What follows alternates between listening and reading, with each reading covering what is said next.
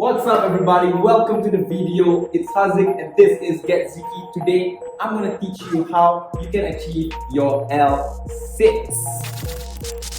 Now the L-sit is one of the more basic isometric compound movements that beginners would usually aim for, because this is like one of the coolest looking moves that is the most doable as a beginner. This is probably like the first move that you should try to aim towards achieving if you are a beginner in calisthenics. Now when we're talking about the L-sit or training for the L-sit, it's not all about strength. Most of the time, my clients struggle with the mobility and flexibility aspect of the L-sit. I'll talk a little bit about the mobility and flexibility aspect of the L-sit later on in the video, but I'll start with the most important part, which is to hold yourself off the ground, and that is the support position. So the first exercise that you should be doing to get yourself stronger towards the L-sit is a support hold or a support position. Now you can do the support hold many ways. For me, I have a pair of gymnastic rings here and I'm going to be doing the support hold on gymnastic rings. Now if you do not have gymnastic rings, or if you feel that the gymnastic rings are too wobbly and you're not able to stabilize it, you can always use parallel dip bars or just a pair of stools that are the same height that you can do this exercise on. So if you're on the rings, just make sure your wrists are directly above the wood and your wrist is in a neutral and comfortable position and not in this flex position where it's going to put a lot of strain on the wrist joint. And if you're using parallel dip bars, same thing, keep the wrist neutral. But if you're using stools, then you have no choice. Your wrist will be in a flex position, but that's totally fine. So just get your arms next to your hips and keep your elbows tight and straight. Now, once you got on the straight arms, the movement here is basically a depression and protraction. So I've talked about depression and protraction in one of my previous videos that you can check out. But for today, I'll just show you quickly how you do this. So you're going to focus on your shoulders. You just want to push your shoulders down and away from your ears towards the floor and push down and forward. And you're just going to stay here in this position. This is the support hold. Okay? You're not going to do anything fancy. Just hold yourself there for time. So a good gauge should be to aim towards being able to hold 30 seconds in a support position. Now if you're doing on the rings, it's going to be the hardest variation. You can do dip bars, they do not move, it's going to be way easier. Now what if you do not have the dip bars, the rings, maybe you don't even have stools, right? You can even just do this on the floor. So just get down to the ground, get your legs straight in front of you, place your palms next to your hips, straighten the elbows, and then watch the shoulders, push the shoulders down and away from your ears towards the ground and lift your butt off the ground. Just stay in this position right here. Okay? Now, when you're in this position, you're gonna feel your chest squeezing. You're gonna feel this muscle right here, or you might not feel it as a muscle, you just feel some contraction here. That's the serratus anterior. That's the muscle that's helping you to protract and depress the scapula, or rather the shoulder blades, to get the shoulders away from your ears. So make sure you're always doing this movement right here. Push. So if you're doing it on the floor, you can even do it reps. You can go push, relax, push, relax, or you can just hold it for time. Alright, so I got myself a pair of parallettes. Like I said, you can always use the floor. You can even use yoga blocks just to elevate the ground, and this is gonna make this exercise way easier. You can still do the support position over here, but the reason why I want you to elevate the floor for this next exercise is because this is where we get into the actual movement of the L-sit, which is the hip flexion. Hip flexion is basically getting your thighs towards your belly. This movement right here, that's hip flexion, thighs towards the belly. Alright, so whether you are on a parallel dip bar, you're on the floor with parallettes or with blocks, you're just gonna start with the support position. Alright, get into support position, just bend your knees and lift your legs off the ground. Keep your thighs tight and close and just hold it here. Now, doing this exercise will strengthen your hip flexors. You will definitely need strong hip flexors for you to be able to flex your hips, as the movement name suggests. And also this is going to activate your abs really strongly because it will compress your abdominals, and this is going to help you gain strength to hold your L-sit. So even though the L-sit obviously is an L, your legs gotta be straight, but when you're training for this and when you're a beginner, don't worry too much about trying to straighten out those legs. Just worry more about being able to hold your support position and being able to lift your legs off the ground and just stay, okay? So when you're doing this, do this for time, 20 seconds. 30 seconds will be good, but even if you can only do 5 seconds, just focus, keep pushing, keep squeezing, keep lifting your thighs. And don't forget to breathe. As a beginner, we always forget to breathe. And when you don't breathe, you won't be able to hold long enough. And that's just not the right way to do it. Always breathe, okay, no matter what exercise you're doing.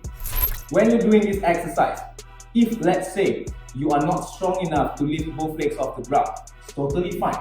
Just keep your legs on the floor, lift one leg, and lightly tap the floor, and eventually you will be able to just hold both legs off the ground. When doing this exercise also, it helps to have a mirror in front of you so that you can look at yourself and see whether you're doing it with correct form. Common mistake is you're lifting off the ground, everything is good, hip flexion is good, legs off the ground, but your support position is starting to slack. So your shoulders start to sink like this, or your neck gets short like this. And this is very common mistake. It's not that you can't do it right or you do not know how to do it, it's just that you're not strong enough to do it. So if you're someone like this who always sinks in after a few seconds of holding this position, go back to basics, focus on your support position, which was exercise number 1. Okay, now that you've gotten your support position done, you've worked on hip flexion, you've worked on your abs, you're able to lift both legs up, but now your legs are bent. The next thing you gotta do to complete the L-sit is just to straighten out your legs. Easier said than done. Now, this is the part where flexibility is more important than strength, or at least equally as important as strength, okay? Because at the end of the day, this is the position of the L-sit. Just like this, sitting upright with your legs straight in front of you. If you're someone who struggles with just staying in this position, it will be almost impossible for you at this moment in time to hold an L-sit, because this position you can't even hold, right? So the majority of the time, the problem is flexibility of the hamstrings. So you gotta make sure that you're stretching out your hamstrings a lot if you are working towards your L-sit, because it's gonna really help you straighten out those legs. Now, once you've gotten your hamstrings loosened up, what's next? You gotta now focus on being able to straighten the knees. Now, when you straighten the knees, you're gonna feel the tension come to your quads, alright? So the L-sit is a core exercise, but it's actually mainly a quad hip flexor focus, because that's the muscle that you're gonna feel is gonna start to burn really quick when you're first starting on your L-sit. So, just doing this, lifting one leg off the ground, getting used to straight legs, changing legs, hold, hold, hold. Again, always being mindful that you are still pushing your shoulders down and away from your ears, maintaining that protraction, maintaining that depression of the scapula, just like this. Okay, so this is a very specific drill that you can do that's going to help you with your L-sit. Now, next exercise that you can do is to strengthen your hip flexors and your quads. And this is just leg lifts. Keep your legs together, hands down next to your thighs. It's totally fine if you're rounding your back a little bit.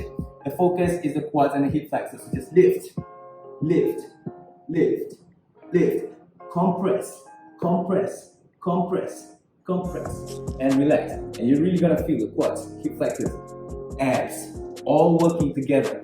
It's a chain. They do not work in isolation. They work together, and that's why the L-sit is a compound exercise. Now, once you got all this done, it's time to try it out. So, get yourselves a pair of kettlebells that's gonna elevate the floor. You can get parallettes, you can get blocks, whatever it takes to elevate the floor.